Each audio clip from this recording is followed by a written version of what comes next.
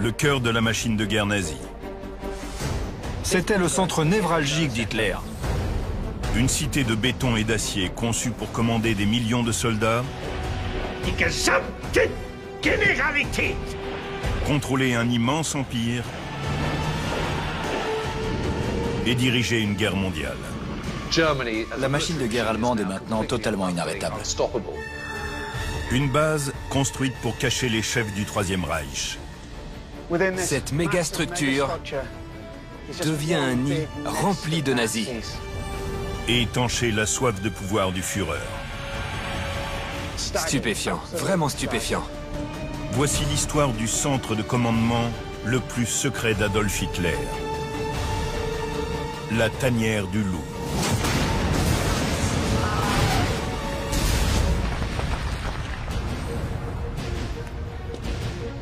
Les plus grandes constructions de la Deuxième Guerre mondiale, qui devaient assurer la suprématie d'Hitler, ne sont plus aujourd'hui que les vestiges de l'ambition militaire d'un fanatique. Découvrez-en les secrets dans Nazi Mégastructure.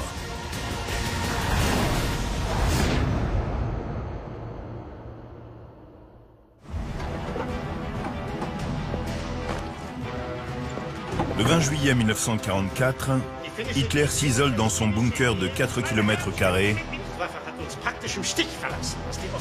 pendant que ses troupes battent en retraite.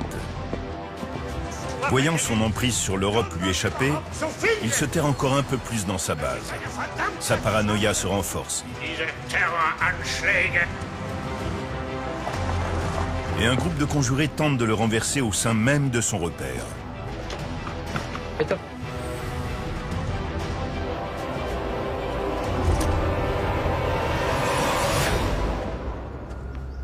Tony Pollard est archéologue, spécialisé dans les conflits armés. Il explore les ruines du QG top secret d'Hitler. Ce bunker est impressionnant. Il émerge dans la forêt tel une sorte de temple maya. Ce complexe n'a cessé de se développer entre 1940 et 1944. Cet endroit a été agrandi, modifié, renforcé. Hitler craignait plus que tout de subir une attaque, notamment par les airs. Il a donc fait améliorer cette structure, ajouter du béton, épaissir les murs et les toits, et on voit bien les traces de ces différentes étapes. C'est dans ce labyrinthe de béton qu'a vécu le Führer. Ça fait bizarre de se dire qu'Hitler a dormi ici. Ses dimensions sont étonnantes. Ils voulaient pouvoir vivre en autarcie. Ils ont donc construit une ville en plein marais.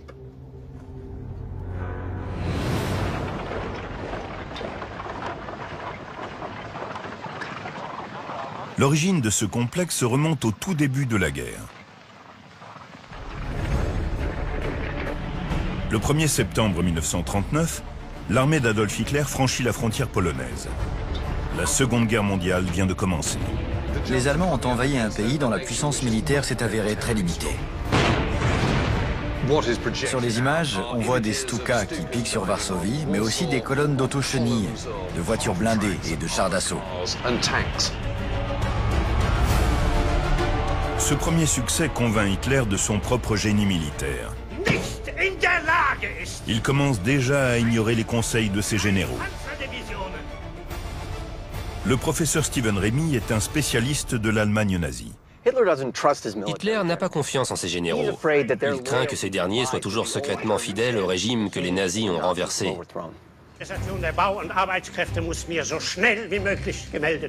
Par tradition, les officiers de l'armée allemande sont des aristocrates. Et la plupart méprisent le Führer.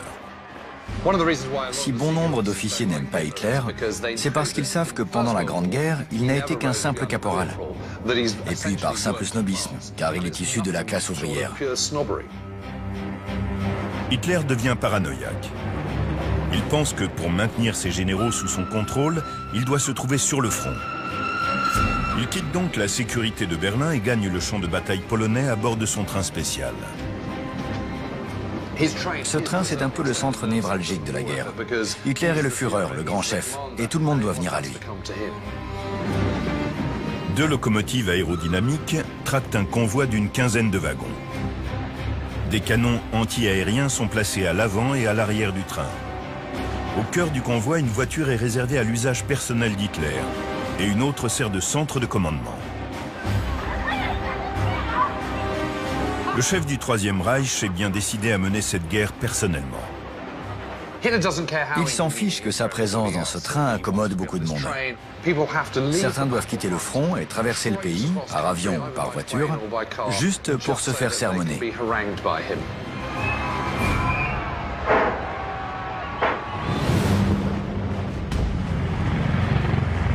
La Pologne est défaite le 6 octobre 1939.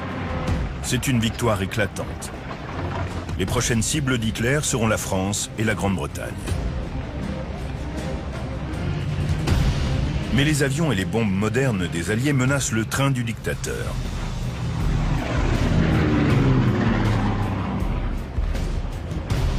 Pour rester malgré tout à proximité des lignes de front, il pense alors à un nouveau type de quartier général. Il ordonne qu'une nouvelle base soit construite près de la frontière belge. Son nom de code, Felsenest, nid d'aigle rocheux. Il n'en reste aujourd'hui que des photographies et des gravats. Patrick Bury, ancien officier de l'armée britannique et spécialiste des fortifications, découvre les ruines du premier bunker d'Hitler.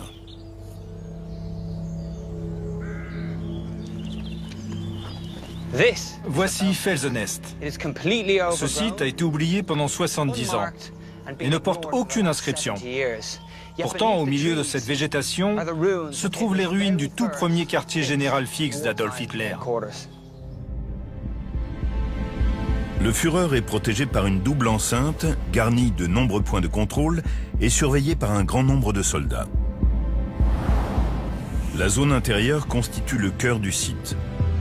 2 bunkers et 2 cabanons en bois sont construits pour Hitler et son entourage. Hitler arrive à Felsenest le 10 mai 1940. De là, il lance l'offensive sur l'Europe occidentale. Au lever du jour, l'invasion allemande commence.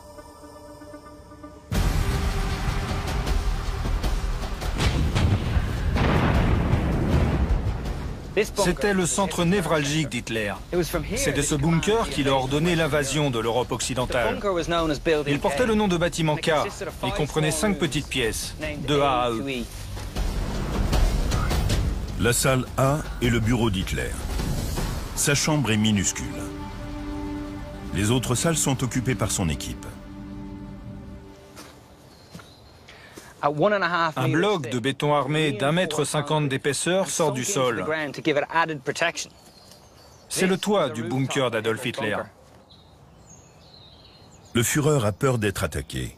Il exige que les bunkers l'isolent totalement du monde extérieur. Ces 3 tubes devaient fournir la ventilation pour ce bunker. Quand on est cloîtré sous terre, on a besoin d'air frais. Mais surtout, ces bunkers devaient disposer de portes hermétiques et de filtres pour purifier l'air en cas d'attaque au gaz. Pendant la Première Guerre mondiale, Hitler avait lui-même été blessé par du gaz. Dans les tranchées, seul le béton pouvait vous protéger de ce type d'attaque. Ce bunker porte donc la marque d'Hitler. Nous avons forcé l'ennemi à s'éloigner de nos frontières. Nos soldats ont bien travaillé. Si le bunker protège Adolf Hitler de la guerre, il l'isole aussi de ses généraux. Le Führer croit de plus en plus en son génie. Le mode opératoire d'Hitler suppose qu'il rechigne à déléguer le pouvoir à ses généraux. En s'enfermant dans ce bunker, il dit clairement « Les autres avis ne sont pas les bienvenus ». Hitler transmet ses ordres depuis un cabanon situé à quelques mètres du bunker. On ne dirait pas comme ça, mais en 1940, cet endroit précis était l'épicentre de la machine de guerre du Troisième Reich.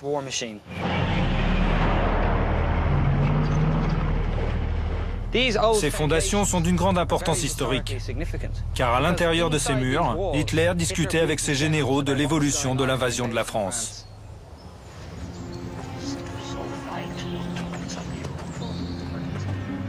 Les victoires s'enchaînent et les forces d'Hitler fondent sur l'Europe occidentale. Le 6 juin 1940, l'avancée des troupes est telle que Felsenest se retrouve loin derrière les premières lignes. Moins de 3 semaines plus tard, la France capitule. Hitler triomphe.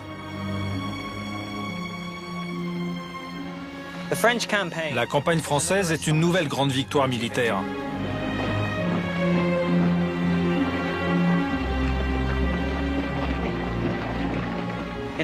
Pour Hitler, diriger des opérations sur le terrain, dans un QG blindé, c'est la solution. Le nid rocheux en est la preuve.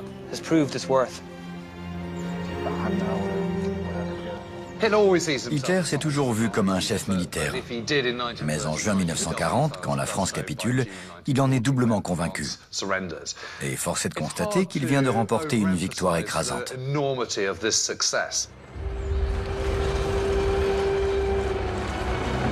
L'empire nazi est maintenant 2 fois plus étendu. Sur le terrain, les officiers du Führer sont impressionnés par sa réussite. Parmi eux, un aristocrate catholique de 32 ans, père de 4 enfants, Klaus von Stauffenberg. Bien qu'il soit issu d'un milieu aristocratique, Stauffenberg semble adhérer au plan d'Hitler. Et si l'élite militaire aristocratique lèche les bottes d'Hitler, c'est parce qu'il a su redonner aux Allemands un sentiment de fierté.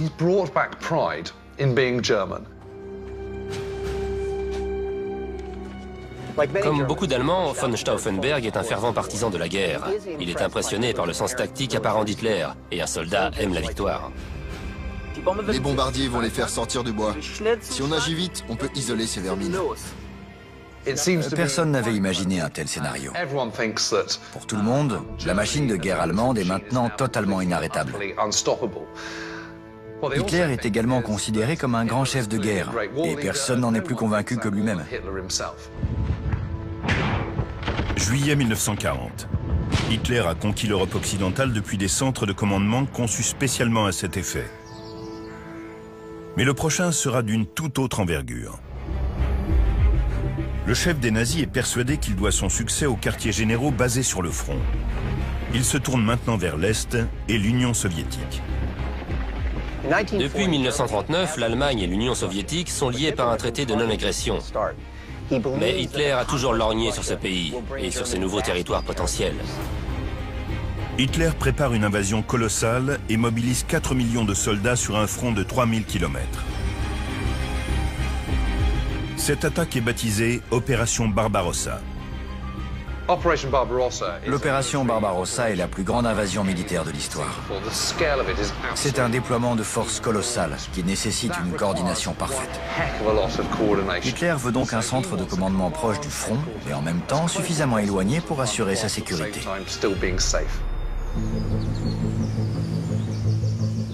Pour préparer l'attaque, Hitler a besoin d'une base située le plus à l'est possible. Il choisit un site près de la ville de Rastenburg, avec Felsenest pour modèle.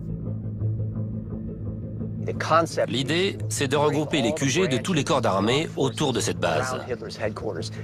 Hitler pourrait ainsi contrôler l'ensemble des opérations et renforcer son statut de chef omnipotent. Le terrain qui entoure la base la rend difficile à attaquer. C'est ici, tout près de la frontière avec l'Union soviétique, qu'Hitler a décidé d'implanter son QG oriental. Cette zone est composée de forêts et de lacs, mais aussi de marais. Un véritable cauchemar pour tout ennemi qui voudrait y lancer l'offensive. Mais les marais rendent aussi très difficile la construction des bunkers. À l'automne 1940, Fritz Todt, le chef du génie civil allemand, prend en charge le projet. Il estime qu'il faut bâtir des structures ultra renforcées en surface. Le budget atteint la somme colossale de 36 millions de Reichsmark, soit plus de 200 millions d'euros actuels. Ce chantier doit impérativement rester secret.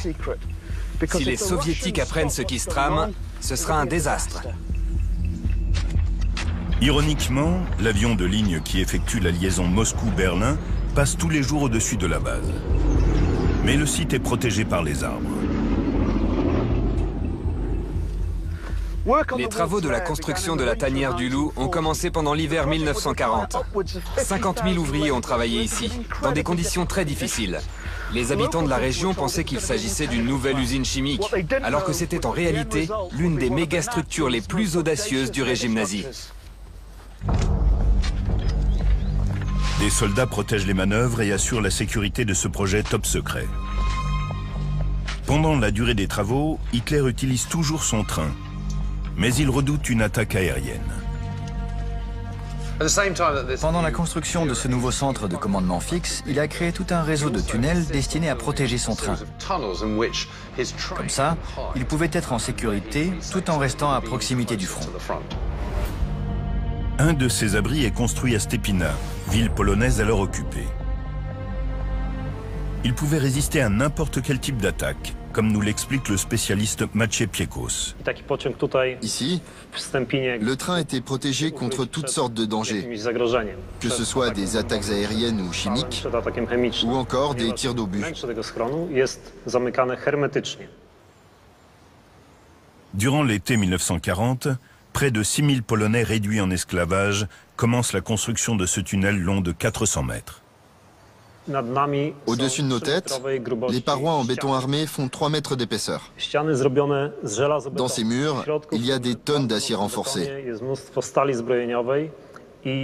Même une bombe d'une demi-tonne ne pourrait pas les détruire. Après un an de construction, ce tunnel ne sera utilisé qu'une seule fois par Hitler pendant toute la guerre, lors d'une rencontre avec le dictateur italien Benito Mussolini. Pendant l'été 1941, les préparatifs en vue du coup de force d'Hitler sont terminés. L'invasion de l'Union soviétique peut commencer. Le nouveau quartier général est lui aussi opérationnel.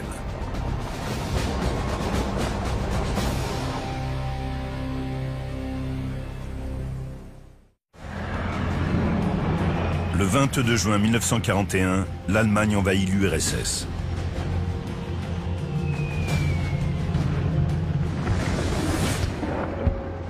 Deux jours plus tard, Hitler arrive dans sa nouvelle base. Le nom de code du chef nazi est Loup. Alors il décide de baptiser cet endroit la tanière du Loup. La tanière du Loup est une version nettement améliorée de Felsenest. Environ 8 fois plus grande, avec des défenses naturelles, arbres, marais, marécages, lacs, auxquels s'ajoutent des structures artificielles. Il y a 3 barrières défensives.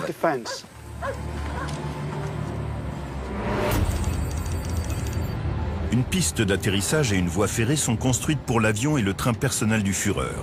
Et 54 000 mines sont disposées autour de ce site de 4 km².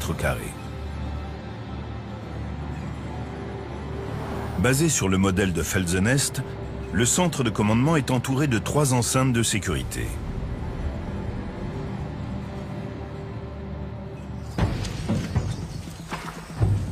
Des centaines de membres de la garde personnelle d'Hitler patrouillent la forêt, de jour comme de nuit.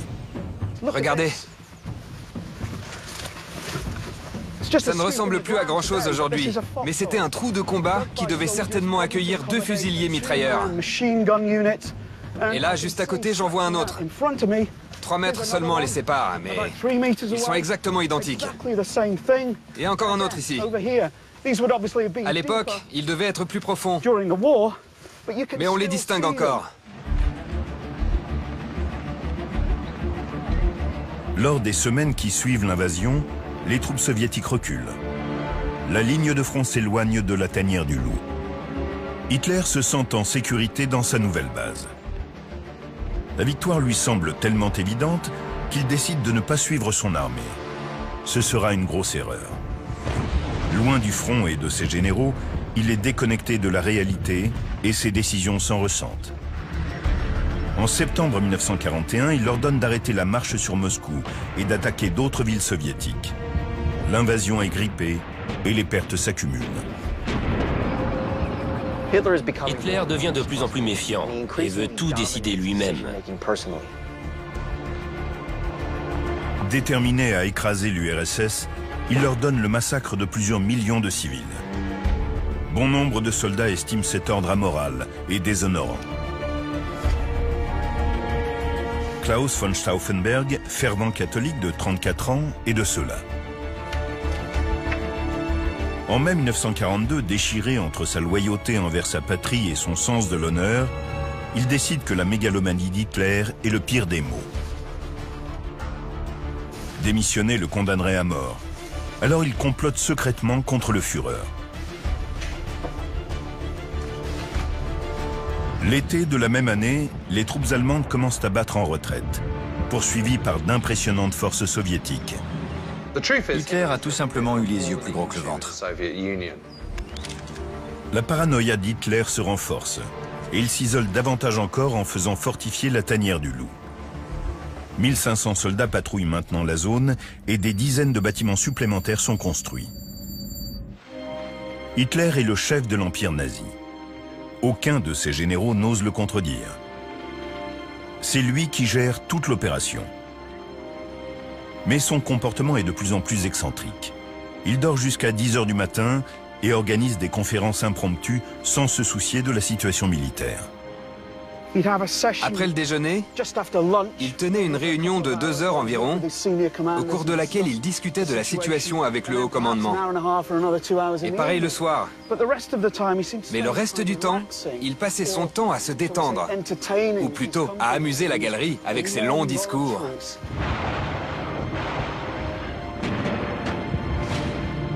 Pendant qu'à Stalingrad, les forces allemandes se livrent à des combats sanglants, dans son QG, Hitler décide que son équipe doit s'accorder un moment de détente chaque après-midi dans le salon de thé.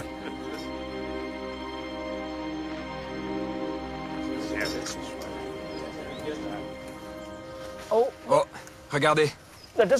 Il ne reste plus grand-chose. Mais c'est la première fois que je trouve des carreaux de céramique sur ce site. Or, on sait qu'il y avait ici un salon de thé. Cet endroit devait donc être une sorte de petite cuisine. C'est en tout cas ce que semblent indiquer ces objets. 300 000 soldats allemands commencent à mourir de faim à Stalingrad.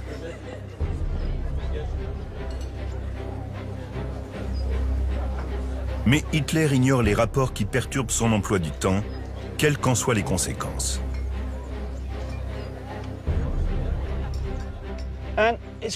C'est quelque chose de les imaginer assis là, à papoter, alors qu'en dehors de cette bulle, c'est le chaos.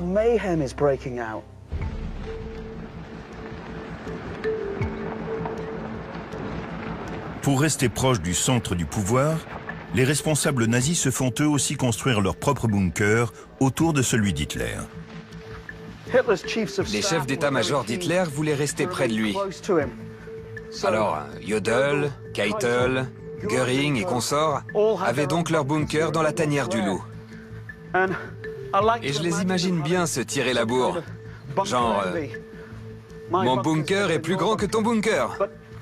Et voilà comment, au bout du compte, cette méga-structure a fini par devenir un grand nid rempli de nazis. Hermann Göring, le commandant en chef de la Luftwaffe, fait construire un bunker de 5000 mètres cubes. À l'intérieur, une coque en béton haute de 11 mètres est isolée par une couche de sable destinée à absorber une explosion. Cette structure est encore aujourd'hui dans un état de conservation remarquable. C'est intéressant. On voit une paroi à double pot de ce côté-ci du bunker. C'était une protection supplémentaire en cas d'explosion à l'extérieur. Cet espace vide était là pour absorber l'onde de choc.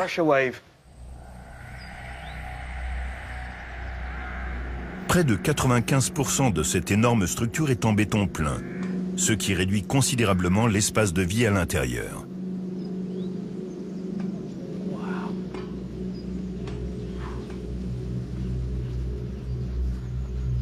Me voilà sur le toit du bunker personnel de Göring.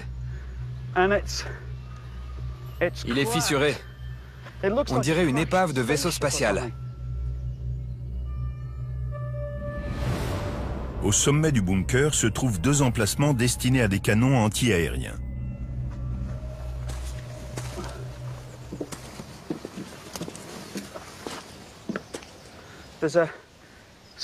La batterie reposait sur cette plateforme circulaire.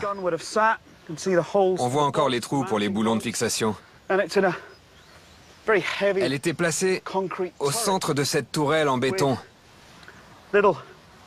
avec des compartiments sur les côtés pour stocker les munitions. Un autre poste de défense fait face à la forêt afin de contrer une éventuelle attaque terrestre. Ce que nous voyons là, c'est une forme de fortification très simple, typiquement allemande. C'est ce qu'on appelle un Tobruk.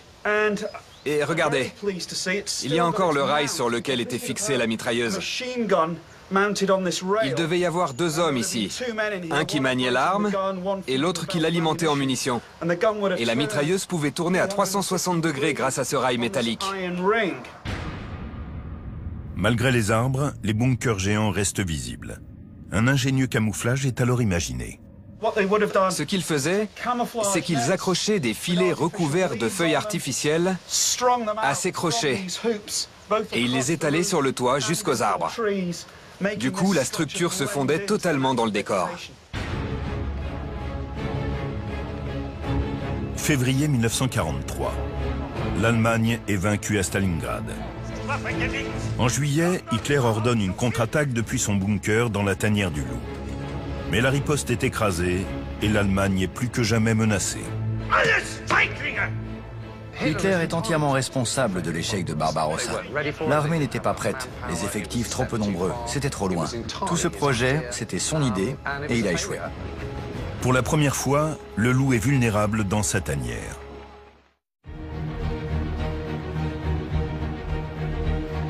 L'isolement d'Hitler dans sa base l'a amené à commettre plusieurs erreurs militaires.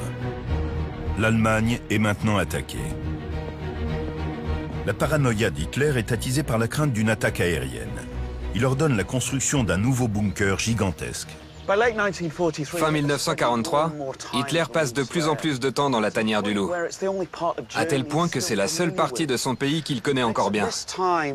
Il entame à ce moment-là une nouvelle phase d'aménagement du site, avec notamment un abri personnel qu'il a lui-même imaginé. La construction d'un énorme bâtiment commence. Il mesurera 60 mètres sur 40. 7 mètres de béton divisés par une couche de sable protégeront le Führer de chaque côté. À l'intérieur, un espace de vie de 10 mètres carrés.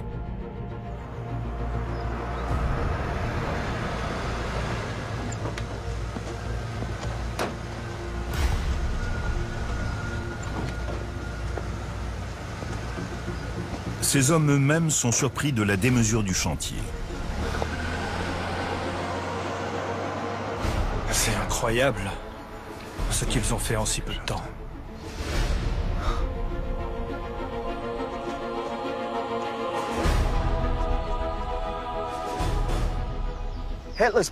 Le bunker personnel d'Hitler est le plus grand bâtiment du site. En le voyant, on comprend mieux pourquoi ses contemporains l'ont comparé à un tombeau égyptien, surtout à l'intérieur. Les murs sont très épais. C'est probablement le reflet de son état d'esprit. La guerre commence à tourner au désavantage de l'Allemagne et Hitler est de plus en plus isolé. Et cet édifice illustre ce déclin.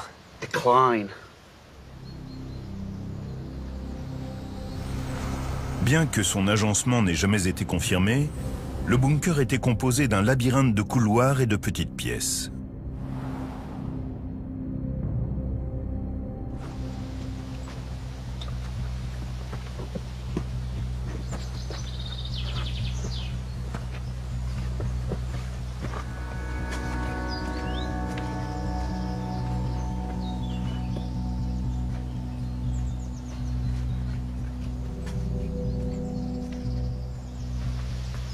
C'est absolument stupéfiant. J'ai trouvé un passage à l'arrière du bunker anti-aérien d'Hitler.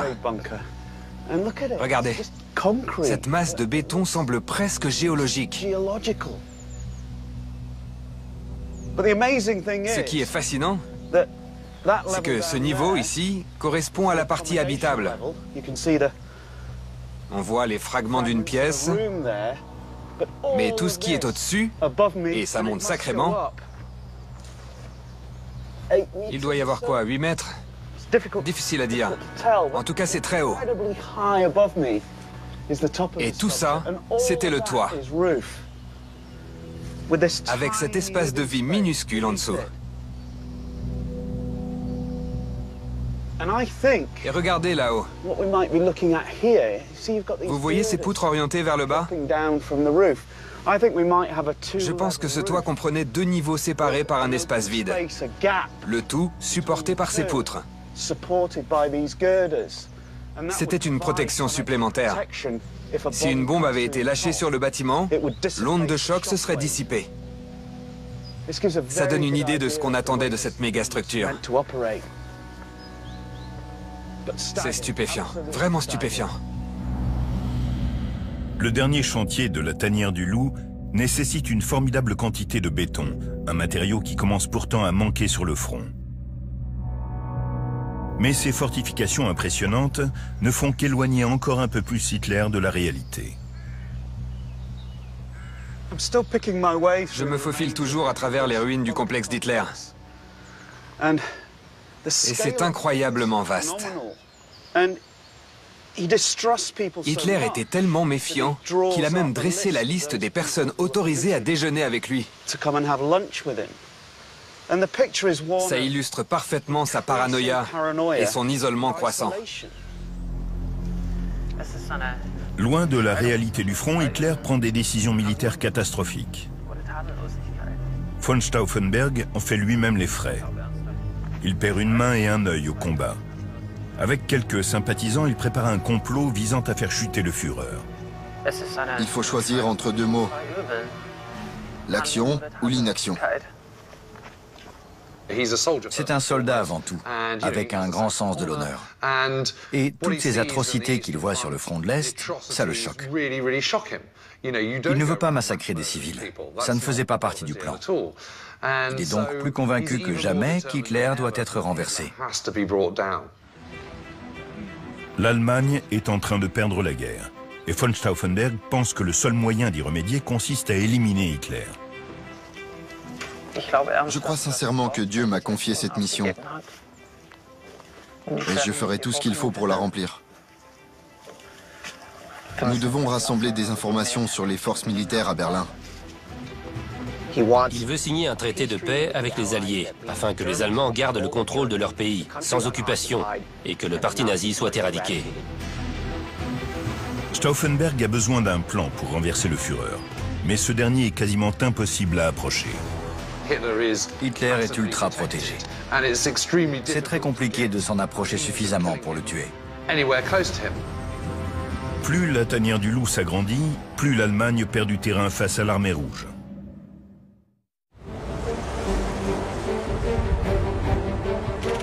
Le 6 juin 1944, c'est le jour J. Les Américains et les Britanniques débarquent en France. L'Allemagne ne s'en remettra pas. La défaite est proche. Von Stauffenberg doit trouver le moyen de tuer Hitler avant que l'Allemagne ne soit écrasée.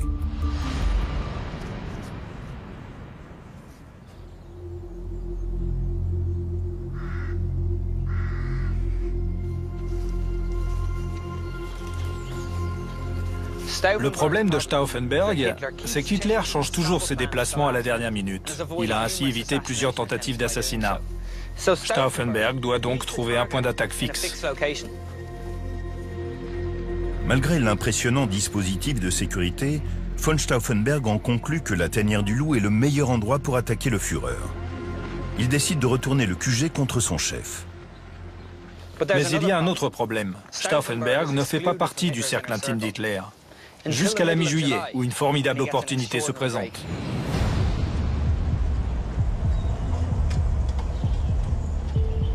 Von Stauffenberg est promu et peut désormais assister aux conférences d'Hitler dans la tanière du Loup. Stauffenberg a maintenant l'accès dont il a besoin. Il décide d'apporter lui-même une bombe qu'il fera exploser lors d'une réunion avec Hitler. Le plan consiste à retourner les forces de la tanière du loup contre le Führer. Si von Stauffenberg peut faire exploser une bombe dans un bunker en béton, tous ceux qui se trouveront à l'intérieur périront.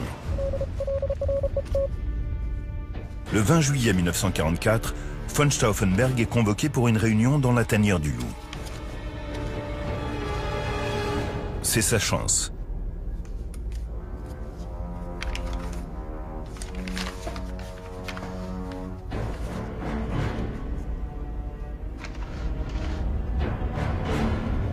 Le détonateur de la bombe est réglé sur 30 minutes.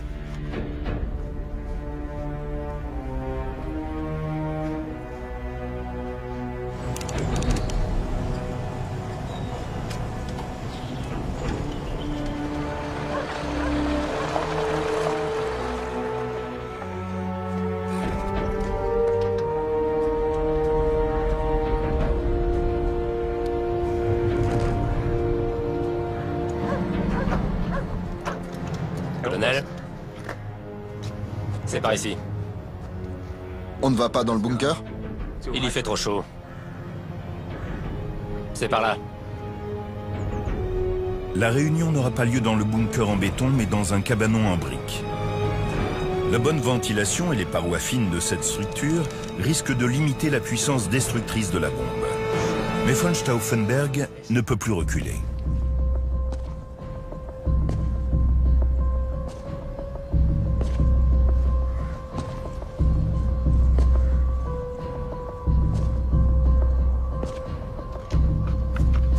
L'officier doit improviser et trouver le moyen d'approcher le plus possible l'explosif de sa cible.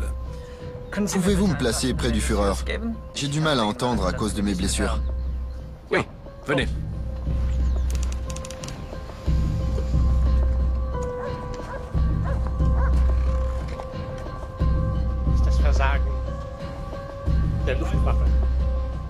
Un autre officier amène la bombe à son insu dans la salle. La deuxième armée n'est pas utile. L'objectif maintenant, c'est d'occuper les troupes soviétiques avec l'aide des Finlandais. La bombe est placée à moins de 2 mètres d'Hitler. J'ai dit au général Mannerheim que les intérêts des peuples allemands et finlandais sont les mêmes. Le colonel von Stauffenberg, mon Führer. Mein Führer. Les Russes sont donc ici et là. Ils ne doivent pas mettre la main sur les champs pétrolifères de Roumanie. Von Stauffenberg prétend devoir téléphoner et quitte la pièce.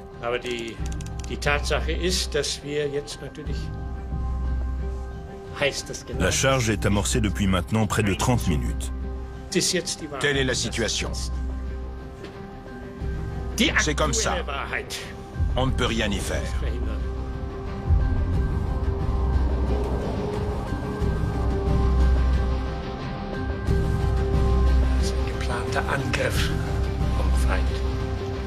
Où est Stauffenberg? C'est à lui.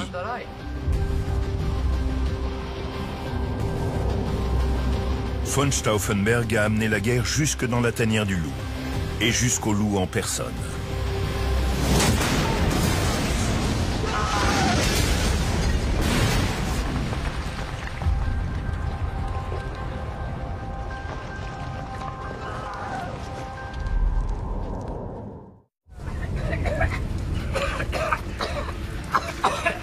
Qu'est-ce qui se passe?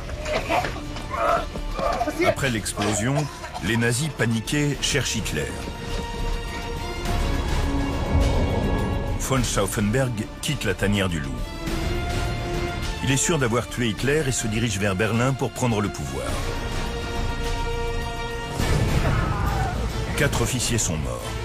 Mais Hitler, lui, est vivant.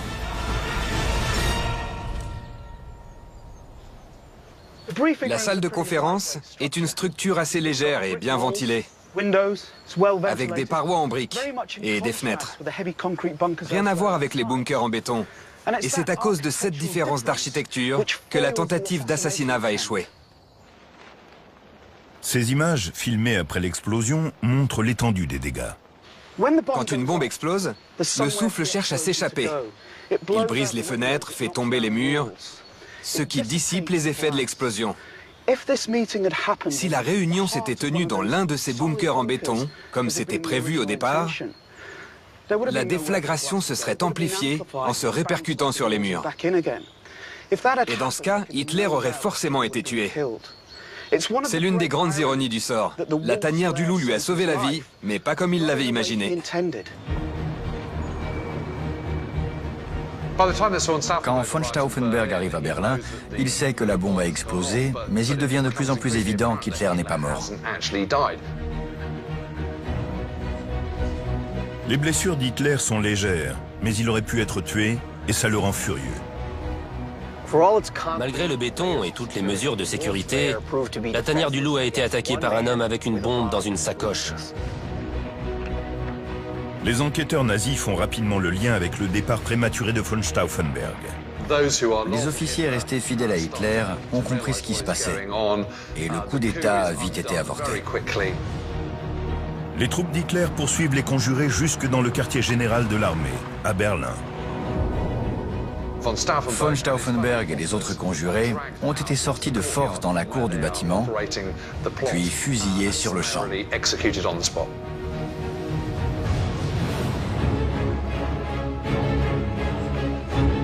Dans les semaines qui suivent, 600 personnes soupçonnées d'avoir participé au complot sont arrêtées, puis jugées publiquement par un tribunal nazi. Près de 200 seront exécutés.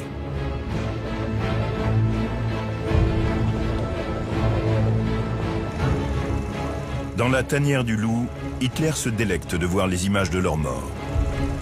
Il refuse en revanche d'admettre que sur le front, la situation est catastrophique. À la fin du mois d'août, les soviétiques sont à moins de 100 km de la base. C'est bien beau d'avoir un QG imprenable et à l'abri des bombes, mais s'il se trouve dans une zone ennemie, il ne sert plus à rien. Le plus gros défaut de la tanière du loup, c'est qu'elle n'est sécurisée que si la Luftwaffe reste conquérante. Finalement, aucune forteresse n'a pu protéger l'Allemagne du désastre dans lequel Hitler l'avait plongée. Encore faut-il pour cela que la Luftwaffe trouve l'ombre. C'est une honte. Le 8 novembre, le gigantesque bunker personnel d'Hitler est enfin terminé. Mais il ne passera que 12 jours dedans. Les soviétiques pénètrent en Allemagne et le front approche.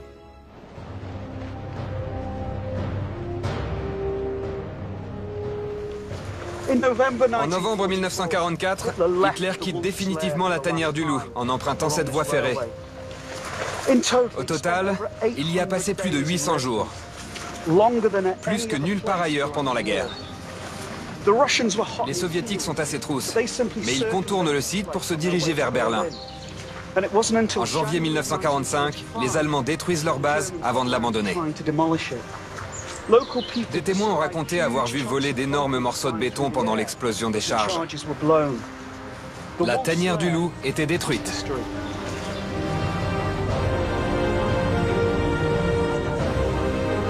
La tanière du loup devait être la forteresse imprenable d'Hitler et le centre de commandement qui lui permettrait de conquérir le monde. Mais aucune base, aussi grande fût-elle, n'aurait pu le protéger de ses propres défauts.